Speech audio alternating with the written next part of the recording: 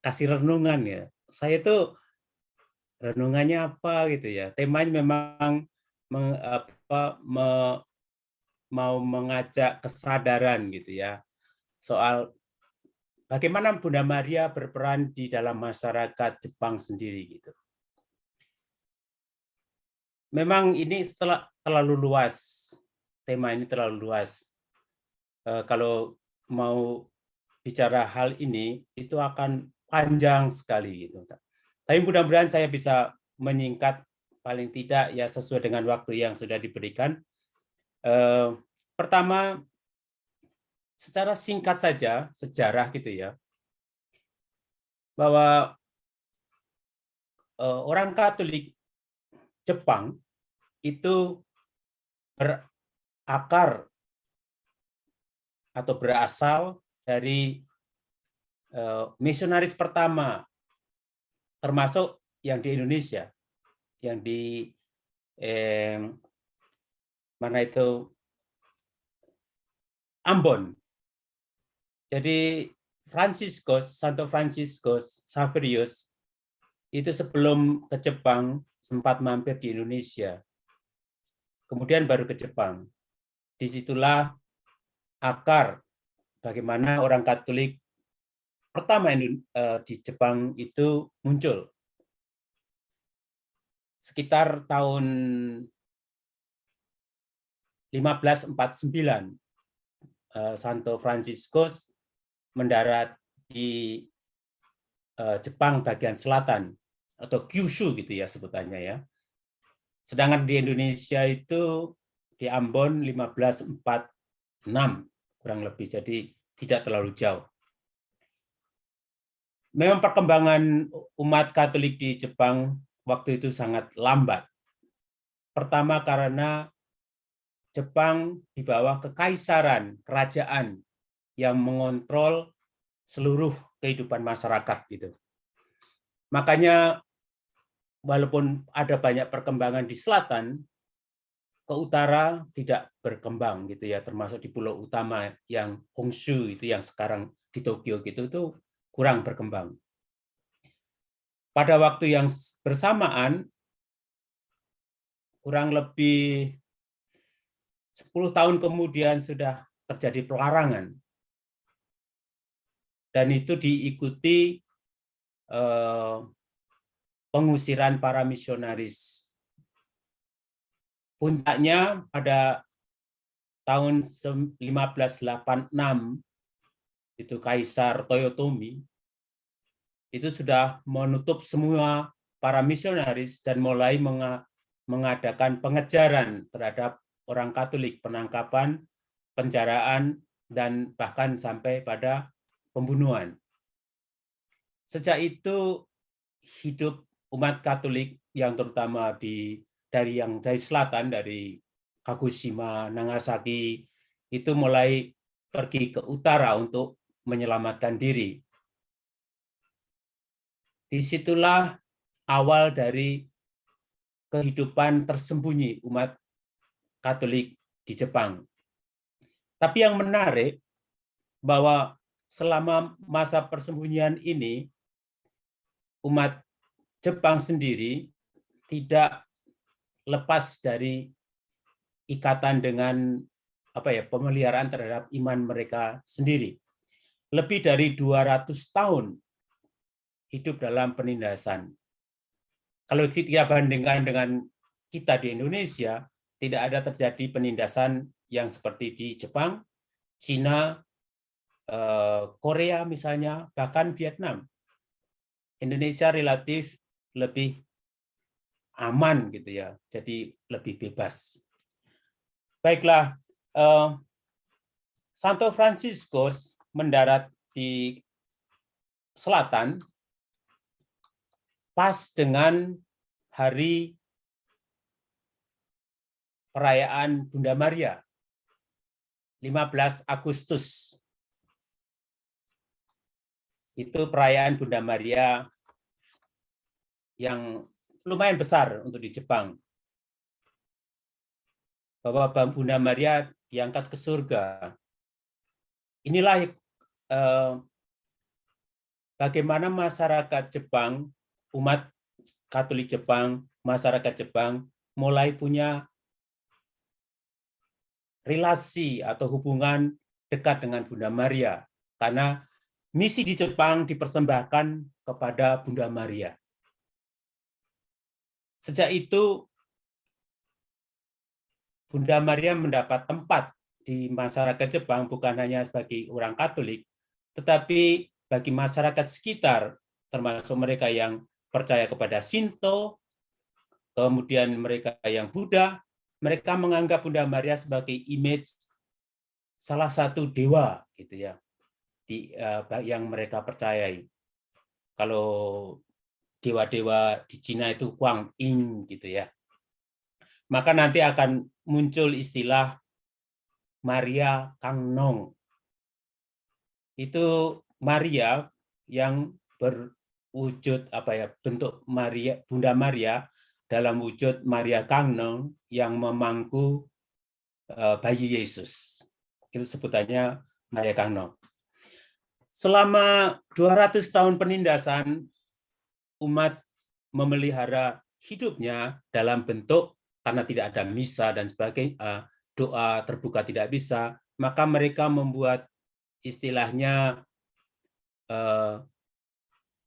rosario, relay rosario, gitu ya. Jadi dari masing-masing keluarga mereka mendoakan doa rosario. Misalnya pas bulan Maria seperti ini, mereka satu keluarga malam ini mengucapkan doa rosario. Hari berikutnya patung atau istilah image Bunda Maria diserahkan ke tetangganya atau orang yang sama-sama sembunyi, dan mereka mempunyai kewajiban yang sama mendoakan doa rosario di hari yang berikutnya. Inilah cara selama hidup tersembunyi. Tetapi era perkembangan Jepang juga berubah setelah kurang lebih pada tahun 1853. Dibayangkan dari 1540-an sampai 18. Lumayan lama. Jepang berubah dari negara tertutup menjadi negara sedikit terbuka. Ini disebabkan oleh kedatangan Commodore Perry dari Amerika yang mengadakan perjanjian pertahanan dengan Jepang. Dari situ Jepang mengadakan restorasi. Zaman ini adalah Kaisar Meiji, zaman Meiji, makanya disebut restorasi Meiji. Disitulah kembalinya umat termasuk kekatolikan mulai kembali, bahwa orang boleh memiliki agama di luar Shinto, di luar Buddha, pokoknya bisa punya keyakinan tersendiri. Di saat yang sama, sekitar 1865, setelah restorasi Meiji, itu terjadi peristiwa yang sangat kental dengan Bunda Maria, yaitu ditemukan sekelompok orang, umat yang masih memelihara iman Katolik secara utuh. Ini terjadi di daerah selatan, di Nagasaki. Saya akan membacakan sebuah surat yang ditulis oleh pastor pada saat itu.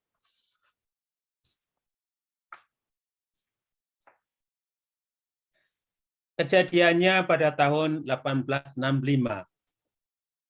Ada sekitar 12-20 orang, laki-laki, perempuan, dan anak-anak yang menyeberang laut ke Kyushu, Nagasaki, untuk ketemu dengan pastor paroki di setempat itu. Itu katedral. Dulunya katedral, sekarang seperti museum, gereja museum. Eh,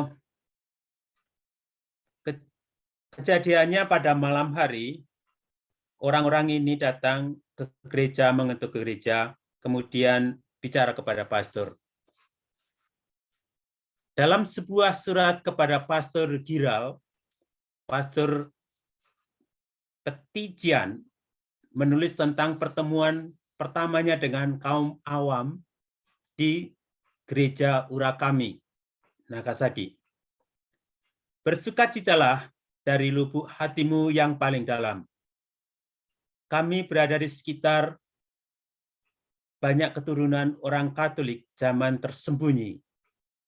Mereka tampaknya mengingat dengan baik hal-hal dari iman yang kudus. Sekitar pukul 12.30 malam, sekelompok orang, termasuk laki-laki, perempuan, dan anak-anak, mereka berdiri di gerbang gereja. Kebetulan gereja sudah tertutup, jadi saya bergegas untuk membukanya. Tetapi ketika saya melanjutkan menuju bahtera, secara bertahap para pengunjung ini mengikuti saya. Saya berlutut di hadapan sakristi berdoa. Setelah berdoa sedikit, seorang wanita berusia sekitar 40 tahun datang tepat di sebelah saya dan meletakkan tangannya di dada saya dan berkata, "Kami semua di sini dengan hati yang sama denganmu. Kita semua adalah Urakami, dan hampir semua orang di Urakami memiliki hati yang sama dengan kami." Kemudian orang yang sama ini segera bertanya kepada saya, "Di mana patung Santa Maria?" Aku membawa mereka ke altar tempat patung Bunda Maria.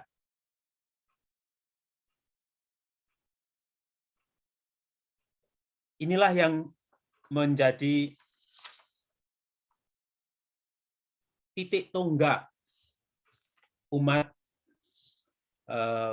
Katolik yang baru setelah zaman penindasan. Selain peristiwa ini, ada beberapa peristiwa yang mendekatkan bukan hanya umat Katolik terhadap Bunda Maria, tetapi juga masyarakat Jepang, negara Jepang sendiri terhadap Bunda Maria. Saya akan ini sekilas sejarah sedikit. Selain misi Jepang dipersembahkan kepada Bunda Maria oleh Santo Fransiskus, Jepang mulai berperang dengan Amerika dan Inggris.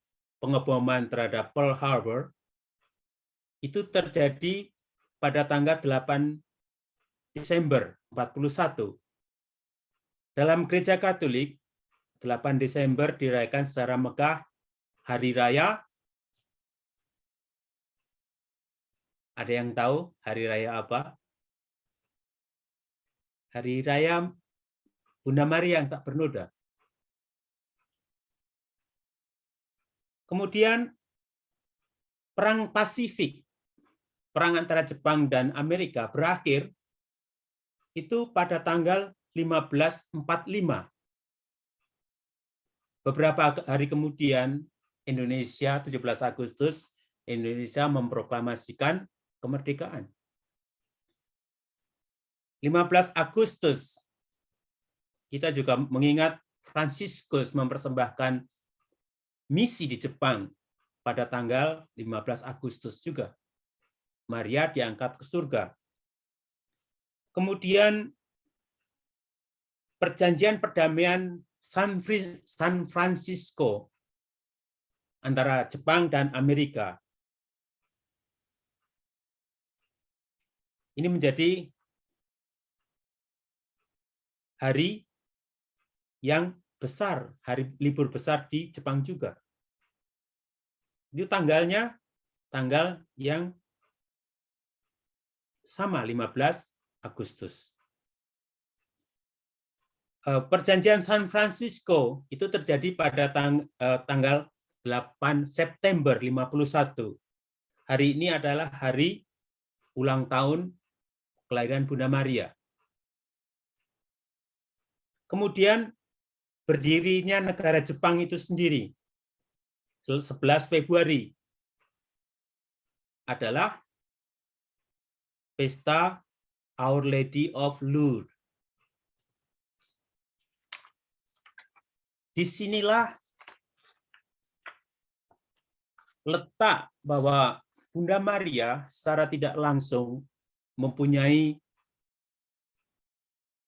kedekatan dengan bukan hanya umat Jepang, umat Katolik Jepang di Jepang, tetapi juga negara, masyarakat secara luas. Pertanyaannya, apakah orang awam, bukan orang Katolik, memahami hal ini? Mungkin ada yang paham, mungkin ada yang tidak. Ini menjadi satu tantangan bagi gereja modern di Jepang untuk membawa hal ini kepada kesadaran di masyarakat.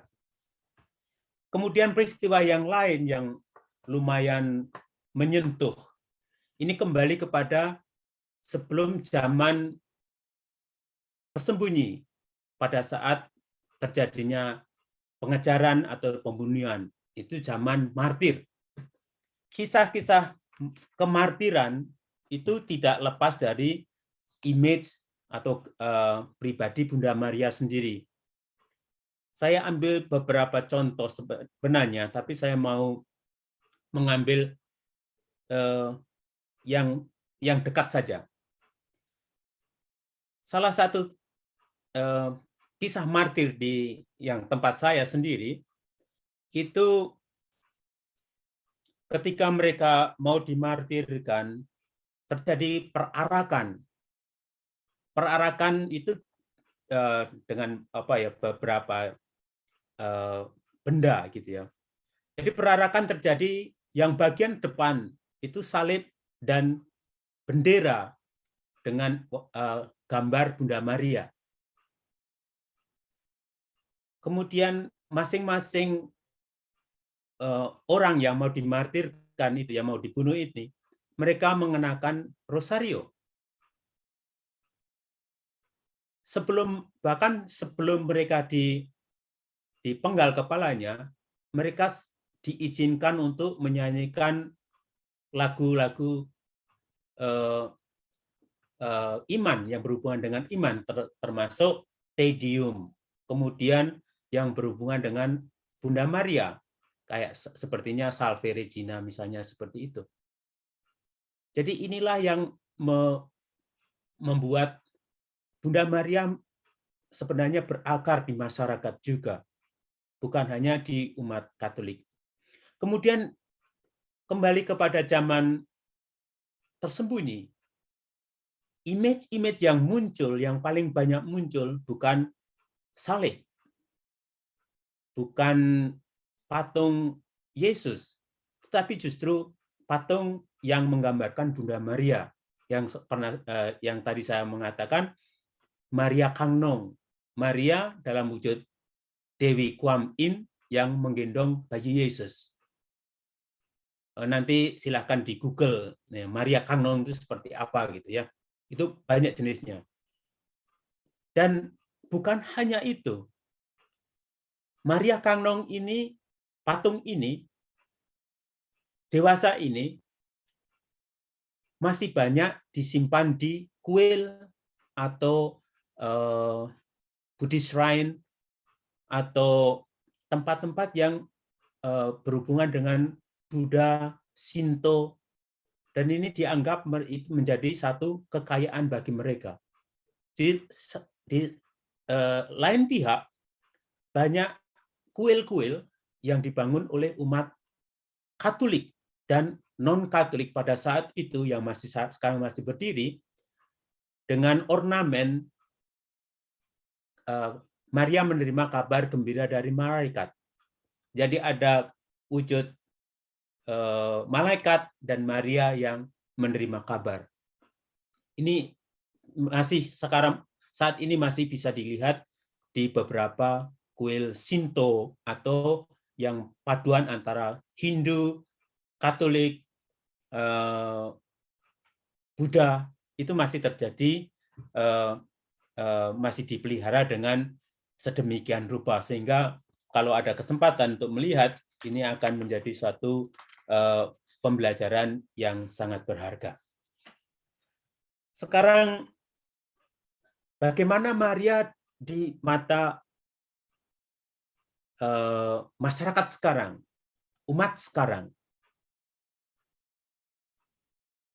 Ini menjadi satu yang sangat sulit untuk dilihat. Pertama, Jepang menjadi negara yang sangat maju, yang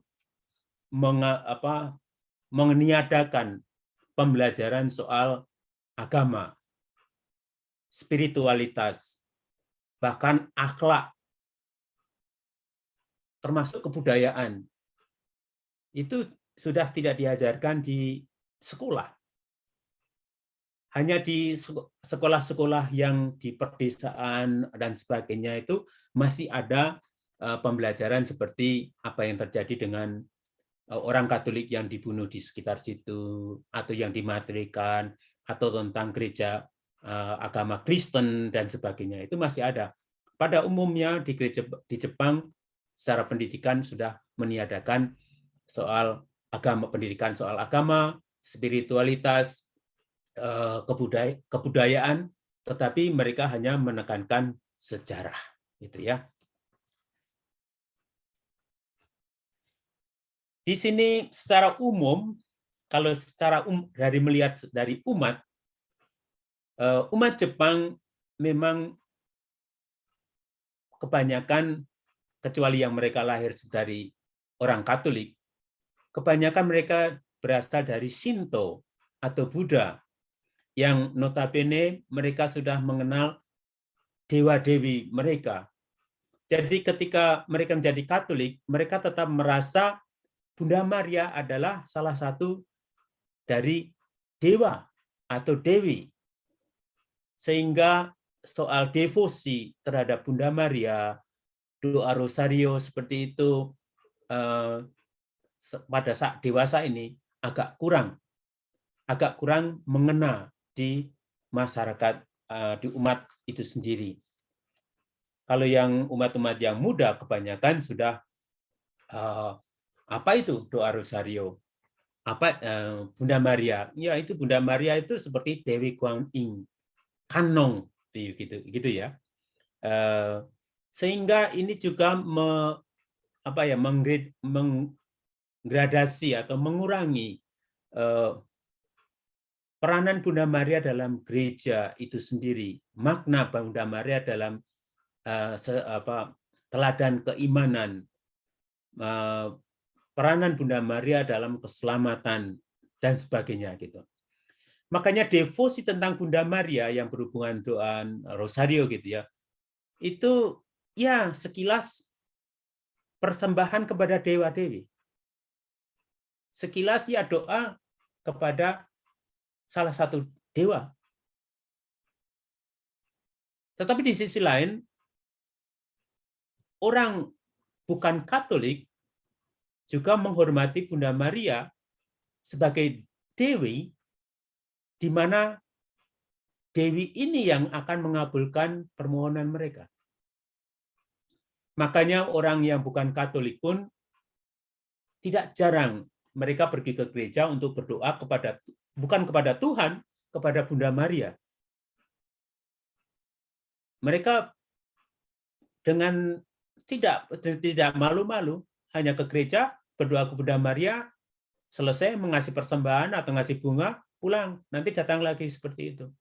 Nah, bagi orang Katolik, rosario itu salah satunya menjadi seperti benda apa ya? Apa bahasa Indonesianya itu? Mimamori fukuro. Benda perlindungan. Itu ya.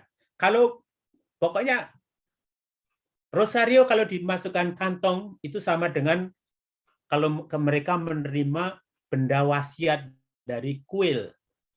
Kalau Pak bawa itu pasti akan selamat. Makanya kadang-kadang digantung di mobil. Bukan berarti untuk berdoa, tapi itu menjadi ya kalau ada benda suci ini pasti selamat. Jadi keselamatan saja. Jadi ini ya secara ada nilai baiknya, ada ya mengurangi makna gitu ya. Makanya devosi menurun. Kemudian secara yang lain, walaupun mereka sudah jadi Katolik, sering mereka menaruh rosario atau patung Bunda Maria atau salib itu dalam istilah mereka itu butsudang atau altar bagi leluhur. Nanti bisa dilihat altar leluhur untuk orang Jepang itu seperti apa bentuknya itu. Harganya sangat mahal saat dibuat secara khusus. Disitulah mereka setiap hari pagi gitu sebelum pergi kerja atau apa itu ya datang ke situ duduk sebentar 1,5 menit gitu ya, kemudian hanya memberikan tanda begini doa, menunduk sebentar dan pulang. Nanti pulang dari kerja kembali ke situ, saya pulang gitu. Jadi secara ajaran umat, secara ajaran Katolik itu tidak banyak mengena, tetapi secara praktis ya itu menjadi bercampur dengan adat kebiasaan mereka sehari-hari. Saya pikir masih ada waktu sedikit ya. Ini saya akan mengadakan kesimpulan saja. Secara kesimpulan, melihat peristiwa-peristiwa yang saya sebutkan di atas, Bunda Maria di mata umat Jepang secara khusus punya ikatan batin sangat dekat yang dilihat dari sejarah. Sangat dekat, baik dari zaman awal sampai pada saat ini. Dekat sekali. Erat gitu ya. Termasuk juga selama masa penindasan tersembunyi, umat Katolik secara khusus masih menjalin hubungan satu dengan yang lain dengan cara doa bersama Bunda Maria.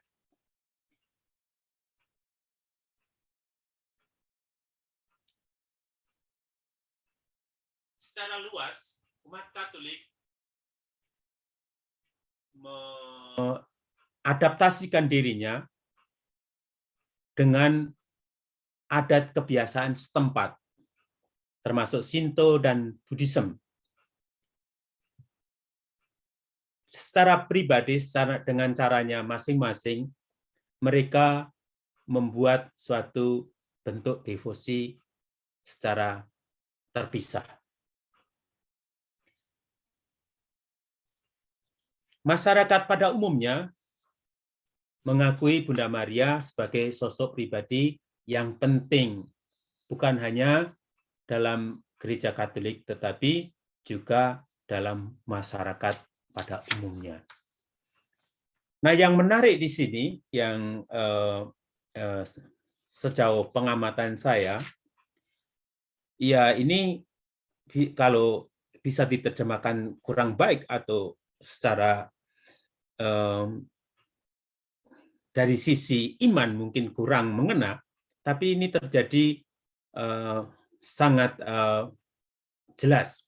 Banyak orang-orang yang mengalami kesulitan dalam hidup, baik sakit secara fisik punya psikologis gitu.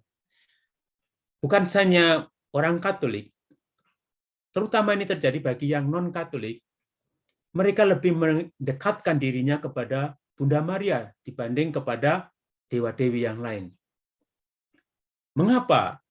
Ini yang menjadi satu pertanyaan yang sangat sulit, karena mungkin mereka mendapatkan menemukan Bunda Maria sebagai image keibuan, atau mungkin mereka melihat Bunda Maria sebagai selalu dengan apa ya, kalau patung-patung Bunda Maria itu kan tangan terbuka, sedangkan di Shinto sendiri jarang terjadi.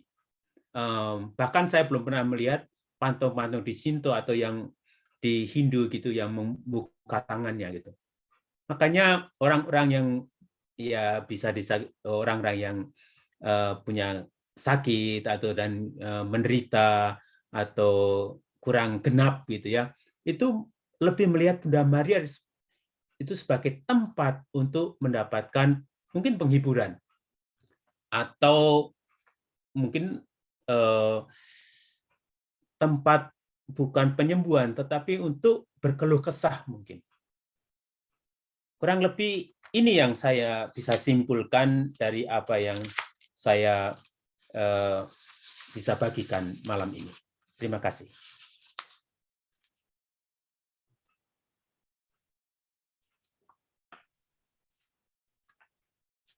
Terima kasih Pastor Martinus Parianto untuk renungan dan pengajaran bagi kami tentang iman umat Jepang kepada Bunda Maria.